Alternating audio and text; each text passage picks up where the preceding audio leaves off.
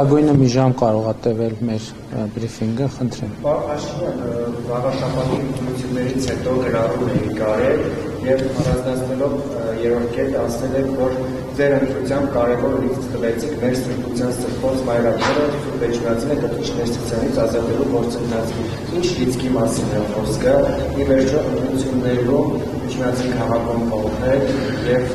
ձեր քաղաքացիական պայմանագրի ներկայացում եւ դիմադի մյուս ներկայացում գրեթե նույն չափսային է ստացել, որ հարավի տարբերությունից Էջմիածին քաղաքում կողմել այդպես է բաշխվել ձայները եւ հարավումարը եղել է, որ համայնքների շատ ստացել, ինչի արդյունքում եւ քաղաքացիական պայմանագիրը խոսքը ինչ լիցքի մասին է, ինչպես է դա ստացել է հավաքում է, ինչպես է իրացնելու, ի վերջո երբ է կարողանալու ձեր ասած հոգեվոր հավաքը եւ նկատելի է, որ այն եկեղեցիներում, որտեղ դուք Կիրակի օրերը չեք գրում պատարագի, մարդիկ չեն գրում եւ ձեր աջակիցները օրինակ հովանաբար երկու անգամ գնացին, ձեր հետևից եկել են մարդիկ երրորդ անգամ դուք հովանաբար չգնացիք այլ եկեղեցի, այդպես էլ ոչ մեկ չգնաց եւ չմասնակցեց Ստեփան Ասատրյանի պատարագին։ Շնորհակալություն։ Ես տեղյակ եմ, որ այնտեղ պատարակներ են տեղի ունենում եւ մարդիկ գնում են ոչ պակաս, քան գնում էին իմ գնալուց առաջ։ Եվ կամ դուք սխալ տեղեկություն ունեք, դուք եղել եք անձամբ այնտեղ։ Այո։ Դե գիտեք, ես գիտեմ, որ մարդիկ, ես էլ անձամբ չեմ եղել, բայց ես ինֆորմացիայի որոշակի գուցե ավելի հավաստի աղբյուրներ ունեմ, քան դուք, կներեք, գուցե կարող է դուք ավելի հավաստի աղբյուրներ ունեք, բայց ես ունեմ հավաստի աղբյուրներ եւ մարդիկ գնում են այնտեղ նորմալ հոգեվոր կյանքը շարունակվում է, ինչ վերաբերում է լիցքին, հենց այդ լիցքն է, լիցքի մասին է խոսքը, որ վաղար շաբաթում քաղաքացիական պայմանագիր կուսակցությունը եւ նրա տեխնացուն հաղթել են եւ ցանկացած քաղաքական տենց իրադարձություն լիցք է տալիս հենց վաղար շաբաթում նույնպես Էջմիածնում նույնպես։ Այսինքն հենց ինչ որ գրել էի այդ նկատի ունեի։ Հա ինչ վերաբերվում է մայրաթոռը ազատագրելու գործընթացին, գիտեք շատ տարբեր մեկնաբանություններ կան դրա հետ կապված, բայց այս դեպքն էլ է նա, որ էլի նոր կտակարանի ձևակերպումը շատ պատեհ է, որ ես հաճախ եմ օգտագործում, պիտի նայեք եւ պիտի չտեսնեք, մայրաթոռի ազատագրման գործընթացը սկսել է, ընթանում է եւ անխուսափելիորեն հասնելու է տեղ։ Հոգեվոր հավաքը դե ամեն Կիրակի հոգեվոր հավաքը հենց հոգեվոր հավաք է։ Դե գիտեք, Էջմիածնի կենտրոնական հրապարակի գաղափարը դեռ ընթացքի մեջ է, կտեսնենք։ Նկատի ունեմ, գիտեք ինչ, այդ բաները, որ հայտարարվում է, ի վերջո պետքա նաեւ արձանագրել, որ դա նաեւ երկխոսություն է, չէ, հանրության հետ, եւ նաեւ որոշակի այդ գաղափարին հաջորդում են ուրիշ գաղափարներ, այդ գաղափարներին արձագանքելով մարդիկ ուրիշ առաջարկ են անում, այսինքն ամեն ինչ տենց կարծրացած չի եւ ինքը ճկուն process է, նկատի ունեմ այնպես չի, որ որևէ որոշմամբ հաստատել ենք, որ SS կարևորը որ Հայաստանում հիմա ընդհանուր առմամբ ես պիտի ուրախությամբ եւ գոհունակությամբ արձանագրեմ, որ հոգեվոր նորոգման գործընթաց է տեղի ունենում։ Ես ուրիշ բան ասեմ, ես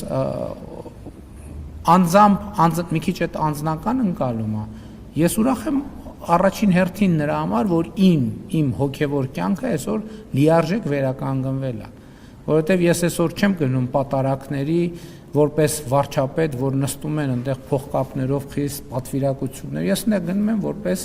որպես հայաստանյան առաքելական եկեղեցու շարքային հետևորդ եւ ինձ պահում եմ, կարող եմ պահել, ես այն մյուս ձևաչափերով չէի կարող այդպես պահել ինձ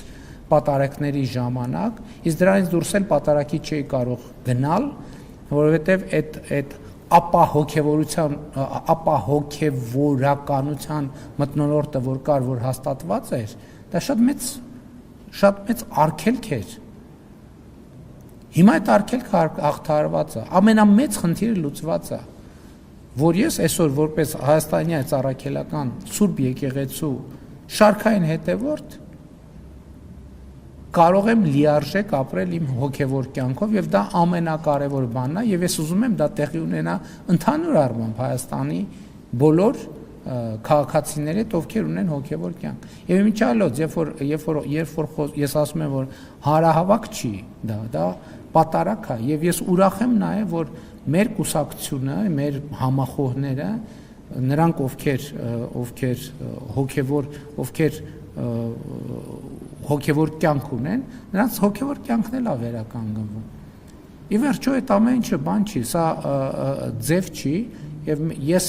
անձամբ շատ բավարարված եմ, որ ամեն շաբաթ կարող եմ գնալ եկեղեցի, մասնակցել պատարակի, ծնկի գալ եւ այդ թվում մեղքերի թողություն ստանալ։ Դա յուրաքանչյուր մարդու համար կարևոր է։ Նախորդ անգամ դուք հարց եք տվել, ես հետո հարցերով ընկա, մոռացա պատասխանել, հարցրեցիք, ասեք, այդքան շատ մեղքեր ունեք, մեզնից յուրաքանչյուրը շատ մեղք ունի։ Մենք բոլորս մարդը մեղավոր է։ Մեկինը մի քիչ ավել, մեկինը մի քիչ պակաս, իմ իհարկե ենթադրվում է, որ ավելի շատ։ Պայմանավորված է իմ պատասխանատվության չափով եւ իմ կարգավիճակի առանձնահատկություններով եւ այլն եւ այդպես շարունակ։ Գուցե իմ կյանքի առանձնահատուկ բովանդակությամբ։ Եվ ընդհանրապես կարծում եմ, որ մեղքերից ազատվելու ամենաբանում 31-րդ Սաղմոսում ասում է, որ մեղքերս քեզ ցույց կտամ եւ անօրինությունս չեմ թաքցնի քեզնից։ Դա յուրաքանչյուր հավատավոր քրիստոնյայի համար պետք է լինի կրեդո մոտեցում, որովհետեւ մեզնից իմիջիալոց էլ ասեմ, որ փարիսեցիները ուզում են փորձության ենթարկել, չէ, ուզում են մարդուն դրթել նրան, որ նա ասի, որ ես անմեղ եմ, այսինքն մեղքի տեսակետից անմեղ եմ, որովհետեւ դա ամենամեծ սրբա պղծությունն է, որ երբ որ որևէ մահկանացու ասի ես անմեղ եմ, այդ նշանակում է, որ ինքը իրան աստվածացնում է։ Հետևաբար ես մեղավոր եմ։ Շնորհակալություն, շնորհակալություն։ Պարոն վարչապետ, դուք շաբաթվա սկզբին